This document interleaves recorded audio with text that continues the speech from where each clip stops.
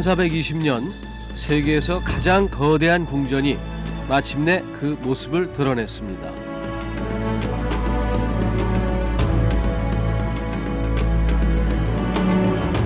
스스로를 하늘의 아들이라 칭하고 지구상에서 가장 막강한 권력을 자랑했던 중국의 황제들. 그들을 위한 금단의 성, 이곳은 자금성입니다.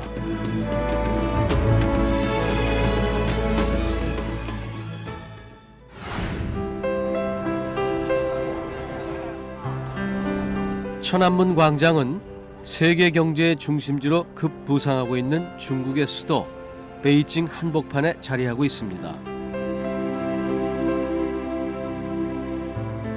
4년 전 이 대형 전광판을 통해 세계의 이목을 집중시켰던 베이징 올림픽처럼 중국 역사상 가장 극적인 순간들의 무대가 되어왔습니다. 20세기 초 중국의 새 역사가 시작되고 새 정부가 들어선 곳도 이곳 천안문 광장이었습니다. 중국 건국의 아버지라 불리는 마오쩌둥도 이곳에 잠들어 있습니다. 중화인민공화국의 건국은 2000년간 지속되어 온 봉건제를 버리고 황제가 아닌 인민이 국가의 주인이 된 획기적 사건이었는데요. 천안문은 마오쩌둥이 새 시대를 선포한 역사적인 장소였습니다. 중국의 수도는 600년 전인 15세기 초 명나라 시대에 난징에서 베이징으로 옮겨졌습니다. 황제의 거처인 세계 최대의 자금성은 당시 베이징의 심장부에 축조된 것입니다.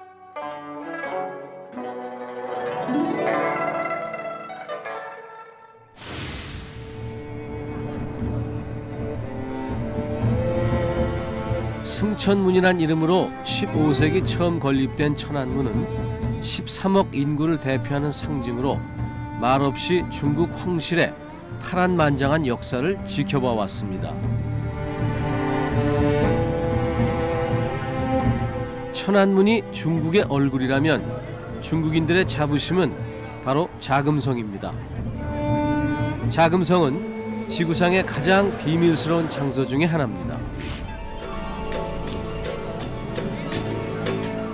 지금은 자금성의 정문인 오문을 통과해 매년 800만 명이 넘는 방문객들이 자줏빛에 금지된 성 안으로 들어섭니다.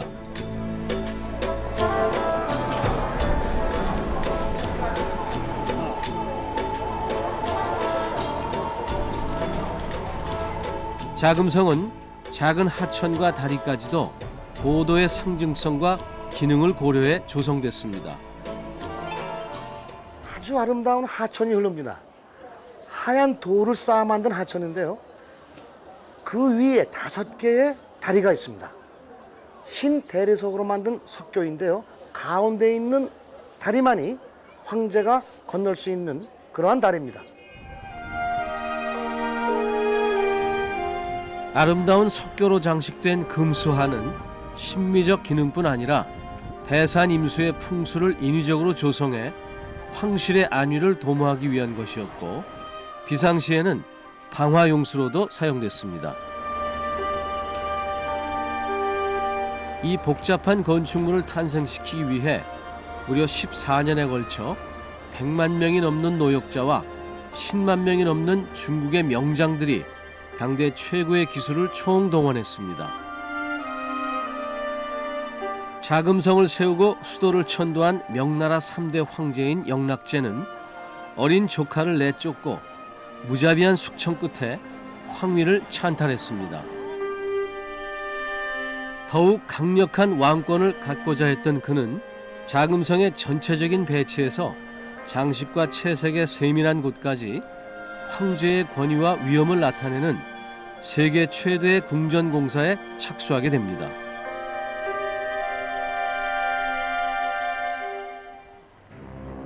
자금성은 중국 고대의 건축 기술과 사상 그리고 종교적 원리들이 총망라된 결정체였습니다. 궁전 곳곳을 지키고 있는 이 상상 속의 동물들은 황제의 권력과 존엄함을 나타내는 장식물로 사용됐습니다.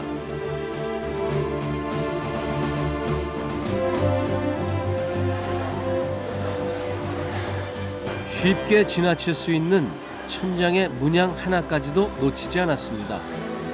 중국에서는 이런 장식적인 무늬의 천정을 조정이라고 하는데 이곳에조차도 화재를 예방하는 주술적인 의미를 담았습니다. 명나라 영락제는 자금성을 통해 완벽한 황제를 꿈꿨을 것. 자금성의 대전인 태화전은 황제의 즉위식이나 경축의식 같은 국가적 행사를 치르던 장소였습니다. 현존하는 중국 최대 목조 건축물로도 유명합니다. 황제는 가마를 타고 용이 조각된 어로를 따라 존엄성을 강조하기 위해 가장 높은 곳에 세워진 태화전에 올랐습니다. 일컬었고 태화전은 하늘과 황제를 뜻하는 자줏빛과 황금빛으로 채색됐습니다. 황금색 일색의 대전 중앙에는 옥좌가 있고 좌우로 황제의 장수를 기원하는 칠보학이 서 있는데요. 명나라에서 청나라 시대까지 500여 년간 모두 24명의 왕이 이곳을 거쳐갔습니다. 자금성이 아닌 고궁 박물원이란 이름으로 말이죠.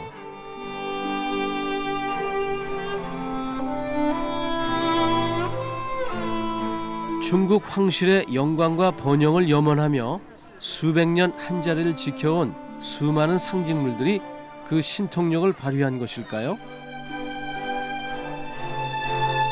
자금성은 청나라 시대의 몇몇 건물들이 재건된 이래로 다행히 별다른 손상 없이 세월을 이겨왔습니다.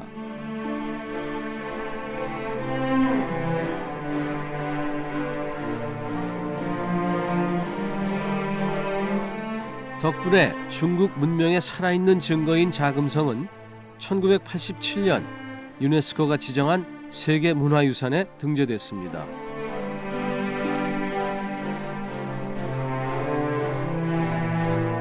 추녀 마루를 장식하고 있는 조각상들은 건물의 중요도와 크기를 의미했습니다.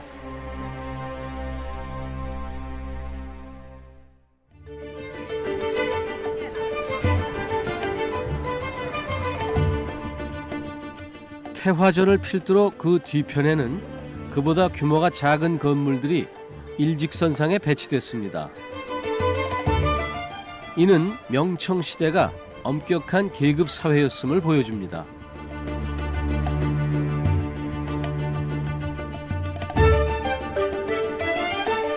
이곳에 역사를 이룩한 주인공들은 사라졌지만 그들이 남긴 이 웅장하고도 과학적인 건축물은 중국의 오래된 사상과 이념을 여실히 드러내고 있습니다. 태화전 뒤편에 자리한 충화전은 경축 행사가 있거나 외조에 나온 황제가 잠시 쉬어가던 곳이었습니다. 충화전 뒤로는 자금성 외조의 마지막 건물인 보화전이 버티고 있습니다.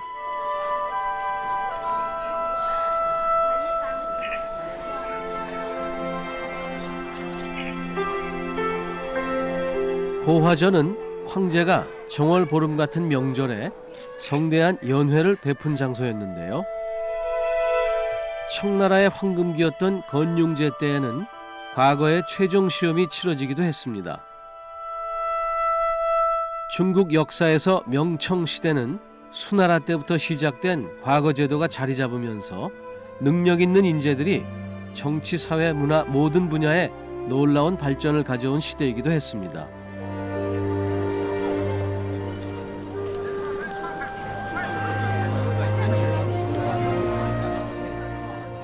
보화전 뒤편에는 길이 15.6m, 폭 3.1m로 자금성의 어로 중 가장 거대한 대리석 조각품이 온전히 남아 있습니다. 구름 속을 노니는 9마리의 용이 아름답게 조각되어 있는 이 조각품에는 영원한 태평성세를 꿈꾸던 황제들의 열망이 살아 꿈틀대는 것만 같습니다.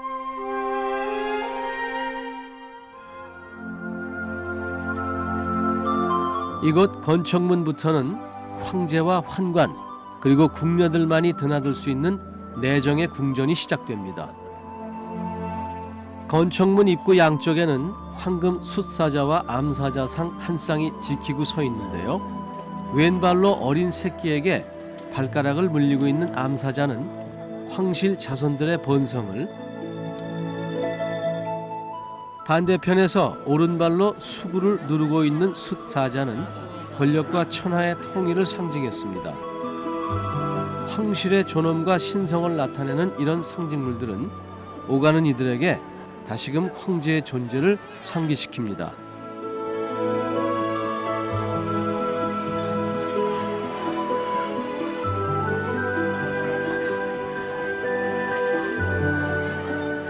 자금성의 외조에 있는 건물들이 겉으로 드러나는 황제의 절대적 권력을 나타냈다면, 내정의 건물들은 그 권력을 떠받치며 왕조가 영원히 번영하길 바라는 간절한 염원으로 존재했습니다.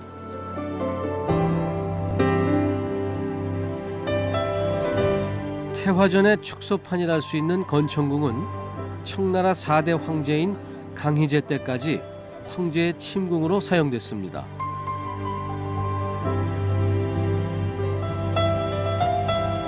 침궁을 옮긴 이후엔 주로 내정의 행사나 외국 사절을 맡는 아련 장소로 이용됐습니다. 또한 황제가 서거하면 본래의 침궁인 이곳에 모셔 천수를 다하고 편안히 임종했음을 세상에 알렸습니다.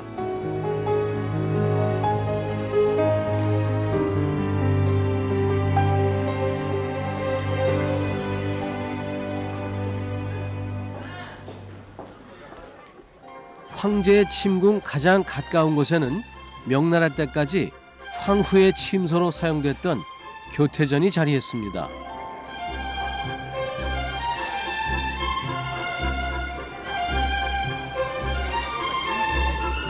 청나라에 들어서는 황후와 관련된 축하 의례나 옥쇠를 보관하는 곳으로 사용됐습니다. 건청궁과 교태전을 제외하고도 내정에는 600여 채의 크고 작은 전각들이 있는데, 이들은 만여 명이 넘는 환관과 궁녀들을 위한 것이었습니다.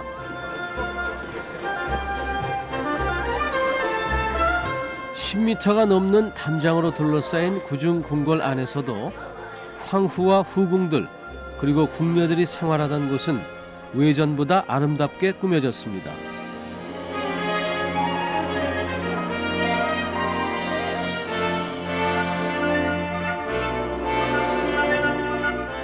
아홉 마리의 용이 꿈틀대는 구룡벽은 270개의 유리기와로 제작된 빼어난 예술품으로 평가받고 있습니다.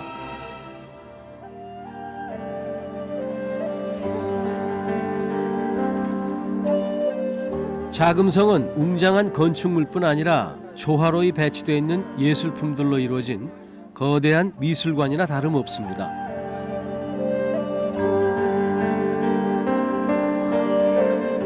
그러나 자금성의 진정한 아름다움은 가장 큰 정원인 어화원에서 절정을 보여줍니다.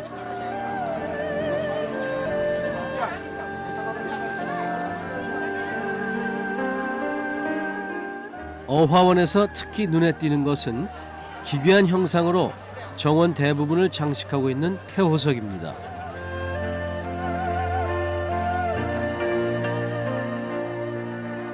중국의 정원은 태호석으로 바위나 산 풍경을 연출하고 정자와 나무를 아름답게 배치해 완성합니다.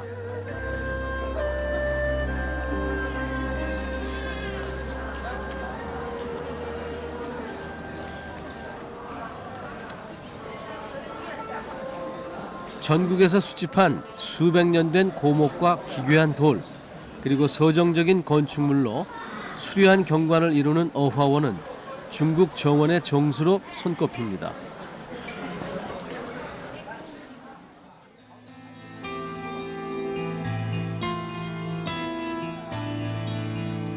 어화원에서도 빠지지 않고 등장하는 용을 소재로 한 조각품들은 이곳 역시 황제의 권력이 지배하는 황제의 땅임을 말없이 보여주고 있습니다.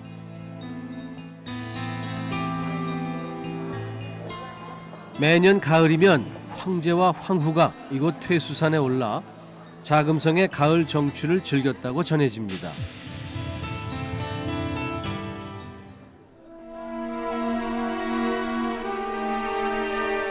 높은 성벽과 폭이 50m나 되는 해자로 둘러싸인 자금성은 일반인의 접근이 철저히 봉쇄된 성역으로 존재해 왔습니다.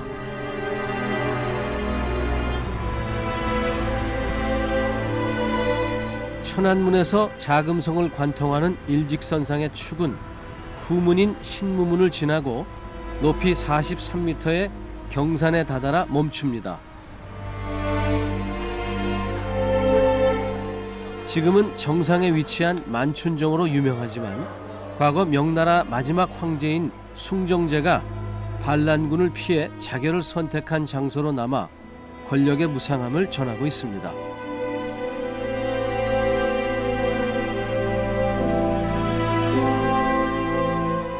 금지된 자색의 궁전 위로 빛을 잃어버린 햇살처럼 영화와 권력도 결국 사라져가게 마련입니다.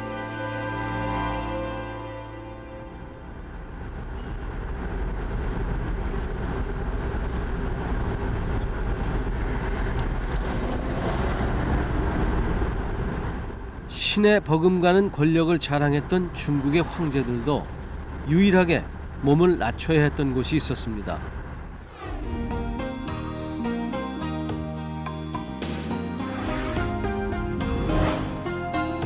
베이징 외곽 남동쪽에 위치한 성스러운 땅 천단을 찾아갑니다.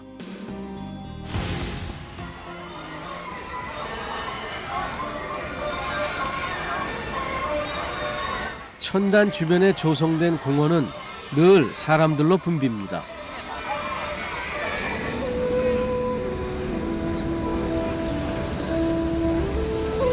이렇게 무리지어 제각기 춤이며 체조를 즐기는 사람들을 보니 빠르게 성장하고 있는 중국 사회의 변화의 열기가 느껴지는 것 같습니다.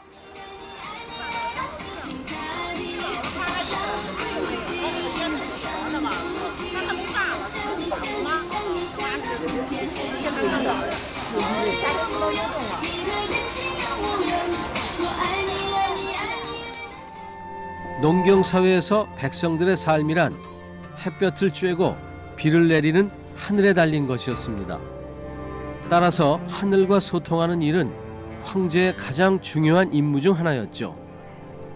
매년 봄 황제는 천단의 중심인 이곳 기년전에서 풍년을 기원했습니다. 뒤에 보이는 아름다운 건축물 텐티안입니다. 우리나라 말로는 천단이라고 하는데요. 천단은 황제가 하늘에 제사를 지내는 그러한 곳입니다. 1420년 명나라 영락제에 의해서 건설되었으나 이 천단 벽에는요 그림이 그려져 있습니다. 황제를 나타내는 용보다 황후를 나타내는 봉황이 더 크게 그려져 있는데요. 그 당시의 실세인 서태후의 권력이 얼마나 대단한가를 보여줍니다. 서태후 섭정 시기의 영향력이 고스란히 반영된 기년전은 마치 하늘을 떠받들고 있는 것처럼 늠름하고 화려합니다.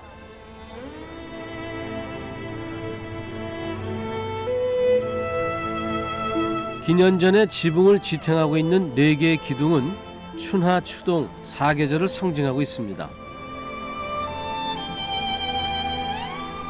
황제는 제사를 통해 하늘과 소통하고자 했습니다.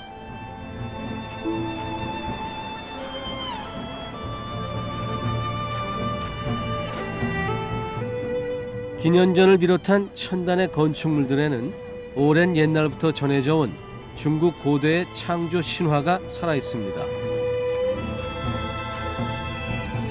15세기 말 건축물로 중국의 천명사상을 구현한 천단은 1998년 유네스코 세계문화유산에 이름을 올렸습니다. 황궁우는 신위를 모시는 사당입니다. 고대로부터 중국은 하늘의 아들인 천자만이 천명을 받아 황제가 될 수 있고 오로지 그 황제만이 하늘의 제사를 지낼 권한이 있다고 믿었습니다.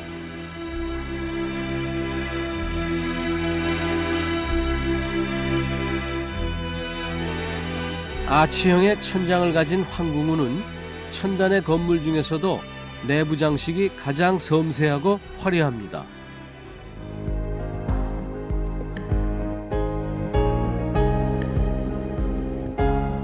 백옥석의 난간으로 둘러싼 3층 구조의 제단으로 이루어져 있는데요. 건물은 없고 오직 둥글고 평평한 바닥만 있을 뿐입니다. 역대 황제들이 충문을 읽었던 천심석 위에서 하늘에 닿고자 했던 황제들의 끝없는 욕망이 지금도 들리는 것 같습니다.